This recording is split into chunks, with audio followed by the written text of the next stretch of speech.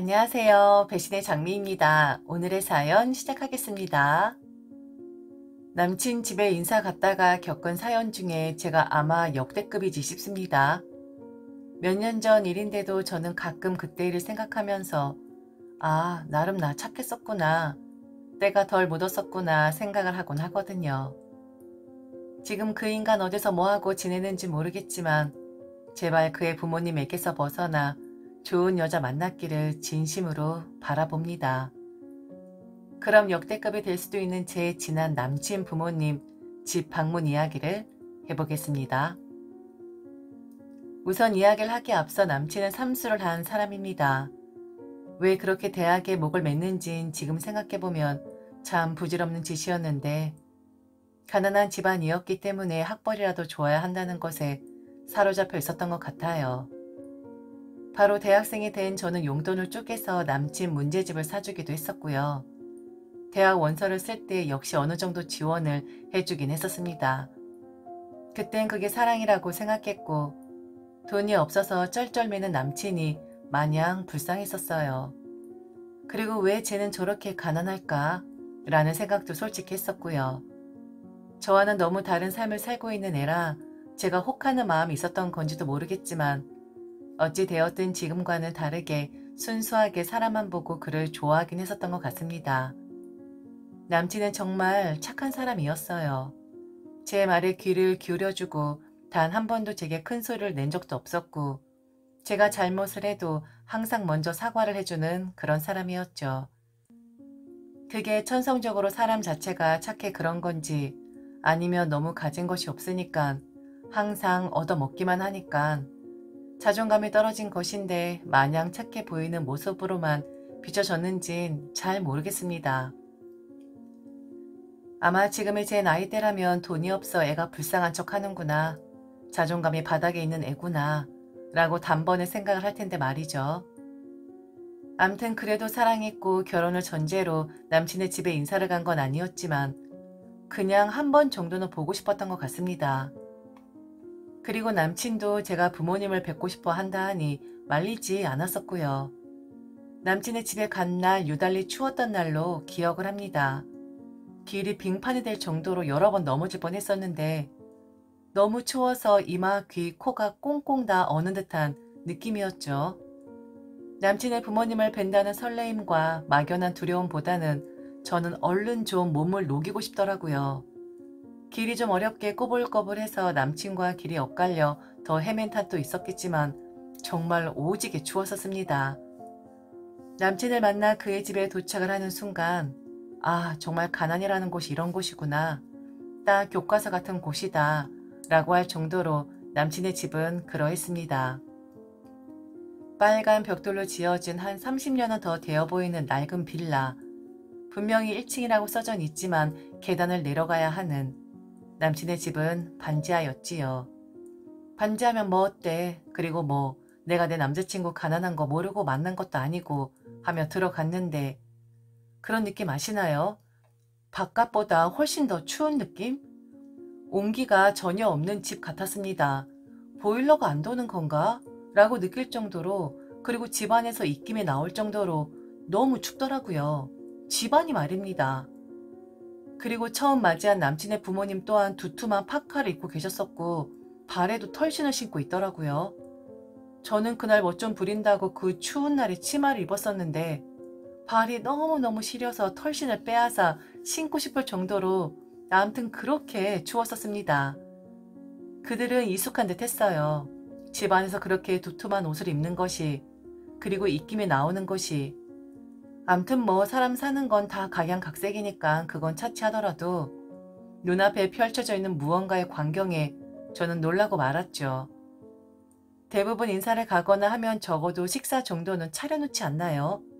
그런데 남친의 어머니는 제게 그 놀라운 광경의 그 한 곳을 가리키며 한번 만들어봐요 하는 것이 아니겠어요?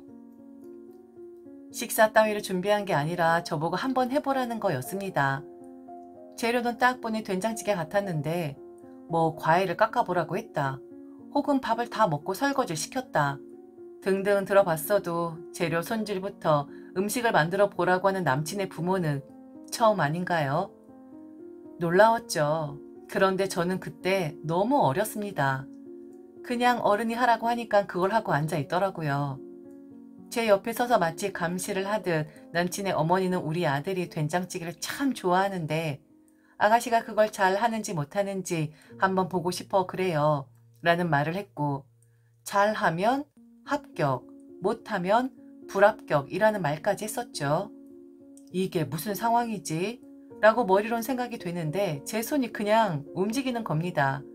된장찌개를 낯선, 그것도 남친의 집에서 남친의 어머니를 옆에 두고서 만들고 있는 것이었습니다. 그날 저는 남친의 집에 처음 인사를 가는 것이니 무얼 사갈까 고민을 하다가 정말 맛있는 케이크를 사갔었는데 그걸 열어본 남친의 아버지는 직접 해온 거냐고 묻더라고요. 그래서 그게 아니라 산 거다라고 하니 이런 건 직접 만들어 와야 하는 거라고. 그래도 예비 시부모님이 될 수도 있는 사람들인데 버릇없이 만들어져 있는 것을 사올 수가 있냐고 하며 저보고 정성이 부족하다고 말을 하는 겁니다. 앞으로는 사오지 말고 꼭 직접 만들어 오는 정성을 보여달라고요.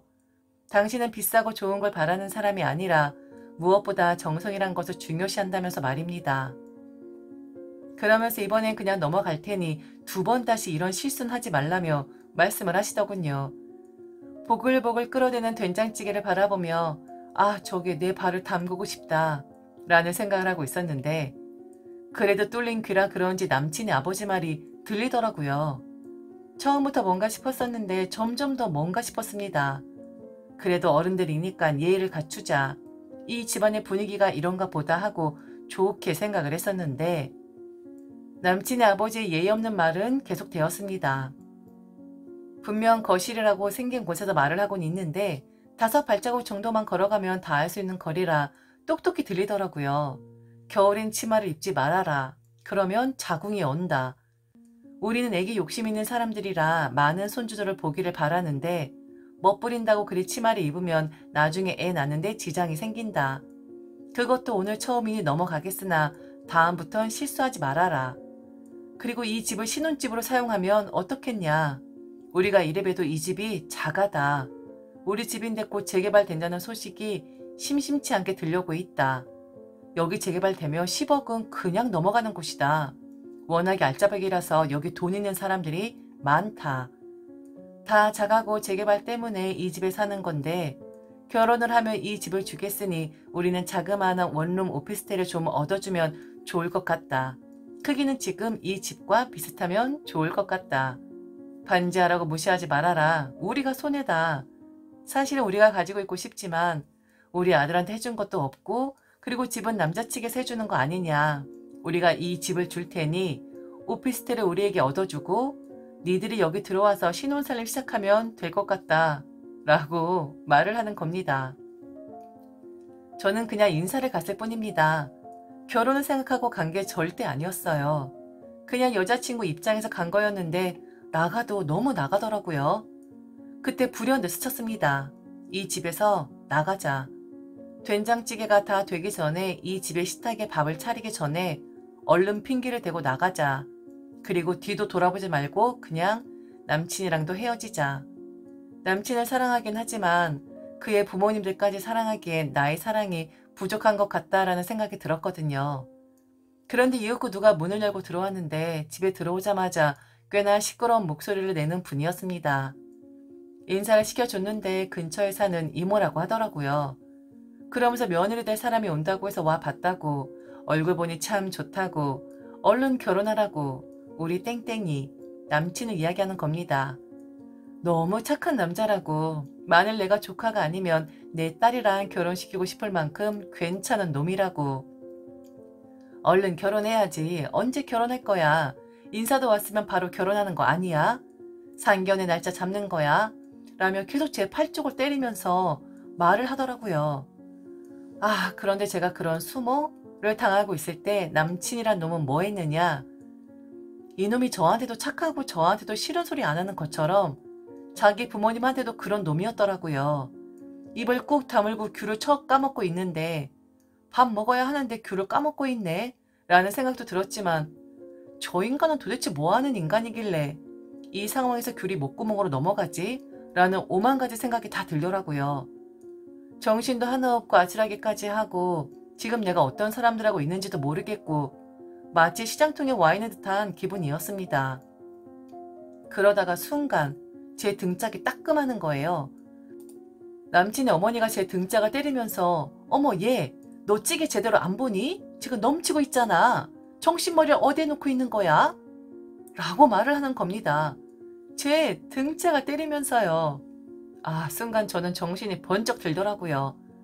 옷도 벗지 않은 상태였었고 워낙에 추웠으니까요. 이미 발가락은 감각이 사라진 지 오래고 정신도 저 멀리 가 있는 상태였었는데 등짝 한 대를 맞는 순간 나가야겠다라고 생각이 들더라고요.